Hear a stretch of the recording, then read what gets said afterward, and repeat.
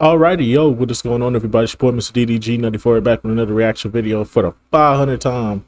We're going to react to the rise and fall of Kids WB, but this time we're going to do this with stage hands in. Without further ado, let's get right into it, though, shout.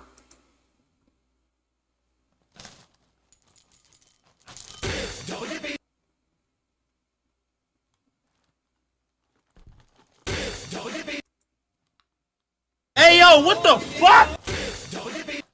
Hey yo.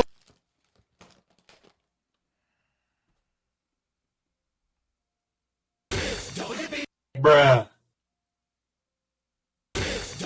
Bruh. Bruh. Bruh.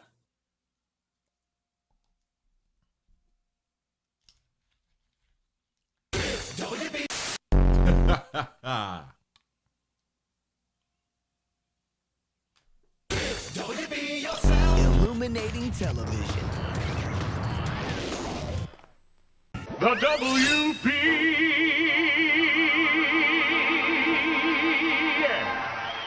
Before going into Kids WB, we have to go into EWB. The channel would launch on January 11th, 1995, under Warner Bros. And Time Warner. What was supposed to be a regular channel turned out to be a response and retaliation for FCC deregulation of media ownership that would repeal financial interest and syndication rules, or FinCEN, in April of '93. UPN would be the first to defy these rules by the FCC, and the WB would be the second, which would make both UPN and the WB a part of the Big Contenders and earn the fourth and fifth title of the Big Three. The first show that would air on the WB was The Wayans Brothers. The mascot would also be Michigan Frog, with some forethought on whether to use Daffy or Bugs. WB would be the first out of any major network to host black sitcoms in network history. As this channel develops, now we get into the meat and potatoes of the WB network. Leave a bookmark here because we have to do a huge video essay on all three contenders. Trust me, you're going to want to stay here for that one. Matthew Lawrence We here here for watching it. Kids WWW. We're here for it. But you already knew that, didn't you? Kids WB would launch September 9th of 1995. As a competitor to Fox Kids WB would receive the short end of the Saturday morning stick, mainly because it would receive Fox Kids hand-me-downs such as Animaniacs and Tiny Toons Adventures, until making original content such as Freakazoid, Pinky and the Brain, and Pinky Elmira and the Brain, the short-lived spinoff. Remember the That shit was garbage. That shit was garbage. That spin-off of fucking Pinky and the Brain, that shit was garbage. That shit is fucking trash, dog. Get the fuck off the airwaves. show called Waynehead? Oh yeah, it was a show that lasted one season. Because at this time, is it A, not enough funding, B, Damian Wayne makes terrible cartoons, or C, wasn't black enough?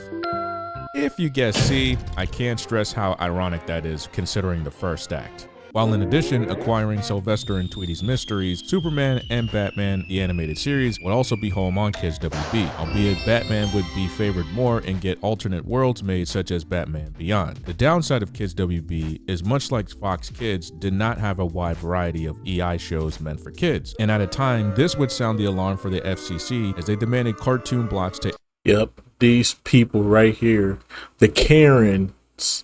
The Karens stay ruining shit, bro. It's always the Karens. So apparently, for those of y'all that don't know, the Karens in the 80s, in like the late 80s, going into the 90s, the Karens thought that Saturday morning cartoons did nothing but promote fucking, didn't do nothing but advertise violence and junk food. They said there was no educational shows. It's Saturday morning. The kids are done with school.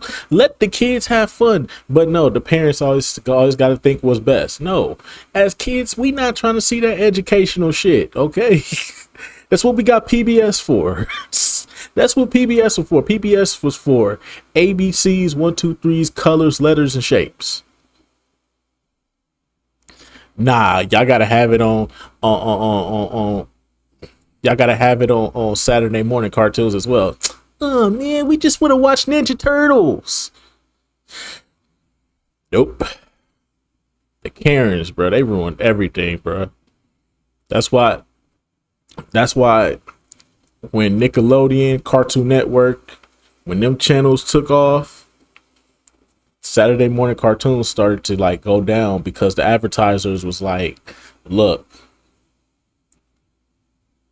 we ain't finna keep putting our advertisement into this bullshit, but y'all got all the good shit over here. I mean, don't get me wrong, these shows cool and all, but the dollars is over here. SpongeBob on Nickelodeon. SpongeBob doing numbers.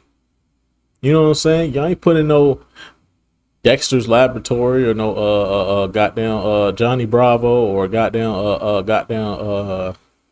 Powerpuff Girls on WB Kids. Granted, you got the Batman and Superman show; those do numbers. Yeah, we'll do some advertisement for that. You know, Spider-Man, X-Men series. We'll put some advertisement for that. Power Rangers. Oh hell yeah! Pokemon, most definitely. But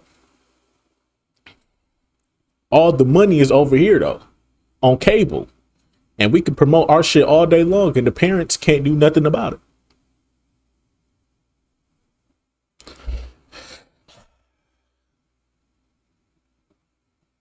They Karens, bro. They just know how to ruin everything, dog.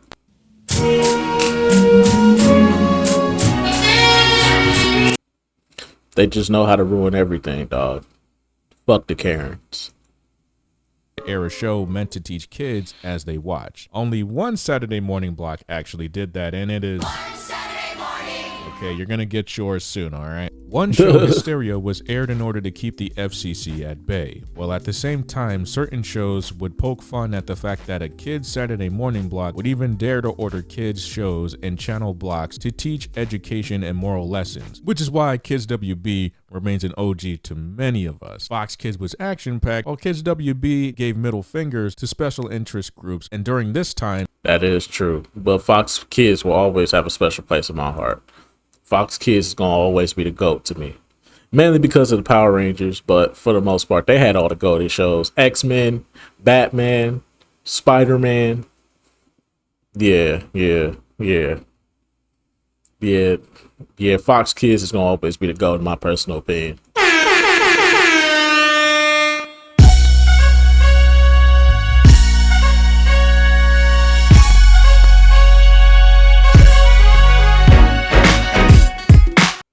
I'm just saying, I think Fox Kids is the better one. Don't get me wrong, they both goated in their own rights, but Fox Kids just, that shit hit different, bro. And kids only cared about sugary cereal, playing with their friends, and watching cartoons. And let's not forget making our parents regret even conceiving this generation with all the myriad of toy advertisements going on back in the day. What a time to be alive. Yep. Later on, Kids WB would set a precedent to revolutionize the Saturday morning block in its time. Catch an all-new Pokemon this weekend after Batman Beyond on Kids WB. I really don't like being redundant, but in this case, I'll make an exception to this video because it ties in to a video that I did a year ago. And without both of these, we wouldn't have this. Pokemon Red and Blue would release in 1996 in the United States, and the Pokemon show would first release in Japan in 1997. Why does this matter? In the beginning, Pokemon was widely popular. In Japan. While in the US, Pokemon was unknown to many people except those who played the game. In unison, anime as a genre was relatively new to the West and evolving to be adapted to mainstream audiences. While anime was aired on different channels midday or late at night, Minoru Arakawa, former Nintendo CEO, and Alfred Kahn would join forces to make Pokemon a success. You want the entire story? Just watch this video right here. After a few minor investments in taking deals with no compensation through selling Pokemon with no advertising deals, Pokemon would explode. In 1998, two networks would aim to buy it, Fox and Warner Bros. Haim Saban would give an unknown amount while WB would double that. Guess who got screwed? Warner Bros. Would end up receiving the bid and would release the series in September of 1998, which would revolutionize Saturday morning blocks entirely, as Kids WB would be the only block to host anime titles, which would lock in the Pokemania craze for the next 5 years. While in 1997, Toonami was where anime would reside instead of being on random networks at random times. Fast forward to July 2001, Kids WB and Toonami would join together to create Toonami on Kids WB. Shows like Sailor Moon, Dragon Ball Z, Card Captors would also take to Kids WB on weekdays. It would be canceled in 2002. Later on, Yu-Gi-Oh! Would come on when Pokemon was becoming less popular, but still held an audience for 3 generations until Yes, sir. Yu-Gi-Oh! Yu-Gi-Oh! The GOAT. Yu-Gi-Oh! Over Pokemon any day of the week. I don't care what y'all say. Yu-Gi-Oh! Is 10 times better than Pokemon. Fight me. Fight me. Fight me. No, fight me for real. What you want to do? What you want to do? You want to throw hands? I bet you a blue eyes white dragon could beat Pikachu ass any day of the week. Fuck out of here. So Battle Frontier, which were moved to Cartoon Network. Other anime to air after Yu-Gi-Oh! Were Astro Boy, Mega Man NT Warrior, and Beautiful Joe, leaving Kids WB to have a wide variety. Beautiful Joe is goated.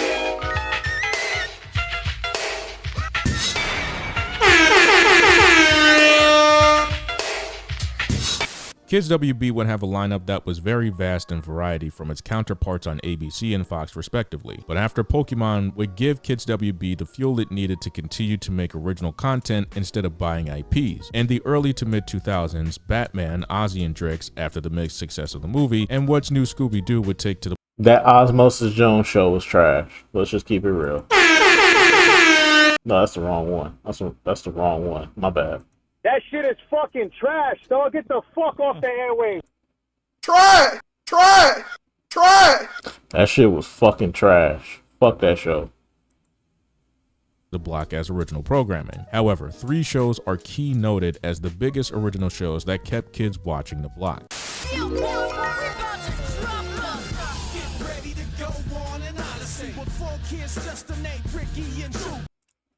I remember this show. It didn't hit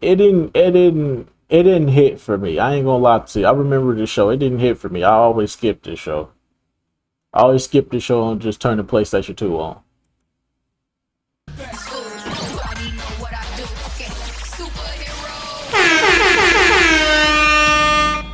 Static Shock was one of the main shows on the Kids WB block that helped Kids WB after the Pokemon craze was dying down. About a 14-year-old black teen named Virgil Hawkins, voiced by Phil Lamar, who gets caught in an explosion of mutagen gas after being in a gang fight, which would later be called the Big Bang. These powers would give him electromagnetic powers and would go under the name Static. The main objective would be to find who was responsible for making the villains called Bang Babies. Later on in the series, his friend Richie would be considered a Bang Baby called Gear and fight alongside Static. The series was lauded for having real social discussions such as racism, homelessness, school shootings, and joining gangs, which would give the show a Daytime Emmy as well as being praised for having the first black superhero in a standalone animation series. The problem was, did not sell toys. Animator Dwayne McDuffie cited that it was one of the main reasons why the show got canceled. Later on, Static would be taken off Max for licensing. Yep. And to this day, Warner Brothers still don't support Static Shock. No matter how many times we ask for it, Warner Brothers will never give us Static Shock. They gonna literally hold that in the vault. That just goes to show you how Warner Brothers thinks of us. They don't want to see us happy. They don't want our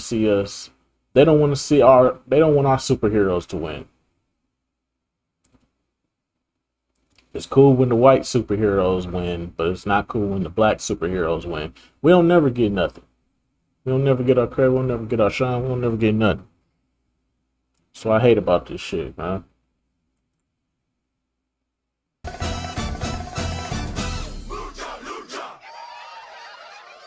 Mucha Lucha is the next show to captivate kids without having to be violent. A show about honor, family, tradition.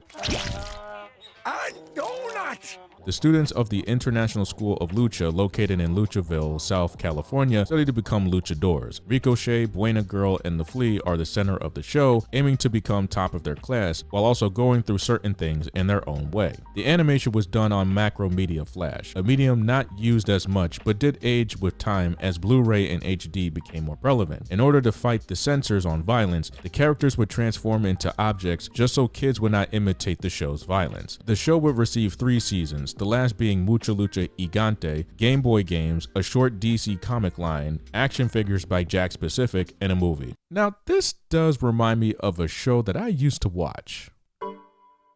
That one, but another one comes to mind. Suffer for your crimes! Come on, bruh. Shaolin Showdown was created by Christy Huey, who wanted to make a show that had both Eastern and Western influence and fusion. She also wanted to create a show that wasn't in the already saturated anime feel. The first episode was created 3 years before its release on Kids WB on November 1st, 2003. Xiaolin Showdown's premise was a band of 4 kids from different parts of the world searching for ancient artifacts called Shengan Wu. If 2 parties touched the artifact, it would initiate a game called Xiaolin Showdown, which would be a race to the finish or fight till you drop, using Shengan Wu already wielded in turn to win the prize. The showdowns could either be one-on-one, Shen Yi Bu Dare, Shen Yi Bu All In, Showdown Trio, or Xiaolin Showdown Tsunami. Reception for the show exploded as it would take the #1 spot on the Saturday morning block, receiving a trading card game, video game, and a spin-off later in the years called Shaolin Chronicles. Also, do we care about this? Because I know I didn't. I didn't care for the show at all. In fact, no one did. So I'll make this one brief. Once upon a time, there was the Lunatics Unleashed because Warner Brothers Animation thought kids wanted an edgier Looney Tunes, which couldn't be farther from the truth because, let's face it, Gen Zs, millennials, they don't care about Looney Tunes that much. Turns out everybody hated it, and it only lasted 1 season. The end, moving right along. Stay tuned for more Afternoon Show. They got rid of the afternoon tunes. They just went all downhill from here, dog.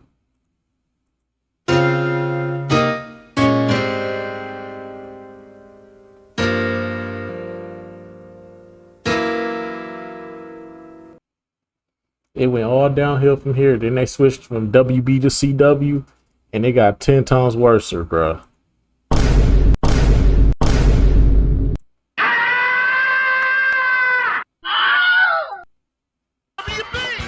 Many shows from Cartoon Network would make its way to Kids WB and vice versa. Teen Titans would air for 2 seasons before moving on to Cartoon Network and being aired for 5. Baby Looney Tunes would also be aired on weekdays and weekends before Kids WB. There was also an after-school block, just like Disney's 1-2, called The Aftertoon Show, to air on weekdays on April 18th of 2005. This would only go on for a year, as most parents would argue it took time away from kids doing their homework, as well as local affiliates seeing it as financially unattractive, as kids would use cable networks to watch cartoons. As a result, talk shows and sitcoms would take back weekday blocks, while Cartoon Network's Magoozy was introduced. By 2006, UPN and the WB would merge into the CW. This would change Kids WB for the worse. As Disney's 1-2 was canceled, it would move to create the KOL Slumber Party, aimed at girls, then Kids WB, which catered mainly to boys. As this rift continued, Kids WB would have its final airing on October 7, 2007. Due to competition to an already powerful Cartoon Network and Nickelodeon, as well as Saturday morning blocks not being able to keep up with kids anymore, Kids WB would be sold to 4Kids Entertainment and relaunched as the CW 4Kids. As 4Kids TV was the last beacon of Saturday morning cartoons, it still couldn't keep up viewership even with a 4Kids lineup. Later would rebrand to Toonzai in 2010, rebranded again to Vortex in 2012, till the cancellation in 2014. Its sole rest as One Magnificent Morning, launched on October 4th, 2014, and still airs wildlife and educational shows. Kids WB was good while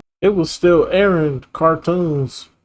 It was still airing cartoons until I want to say like 2019, 2020. Because I remember waking up early one day. This is when I first moved into my apartment and shit. I woke up early this one day.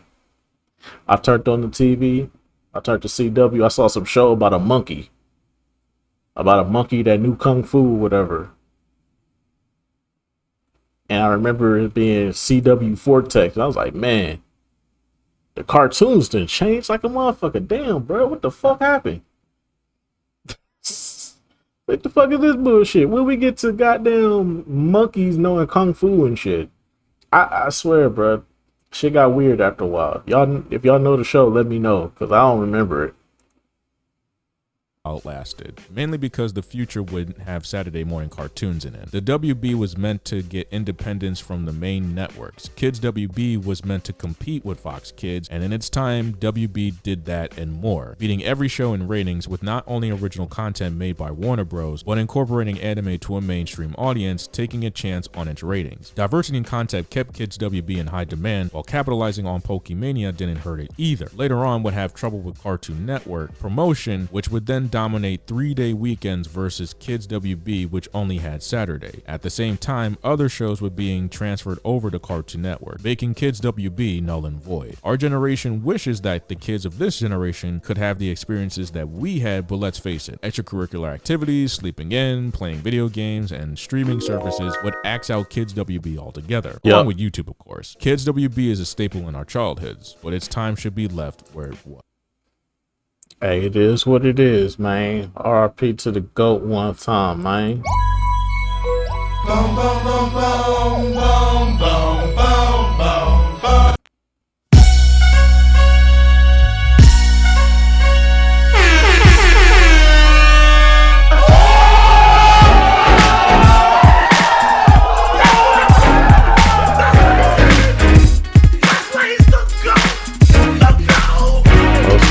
Most definitely. So yeah, man. We done went over this 1,000 times, man, on this channel. If you've been here long enough, you know that we went over UPN, WB, WB Kids, Fox Kids, 4Kids, Foxbox. We went over all these shits.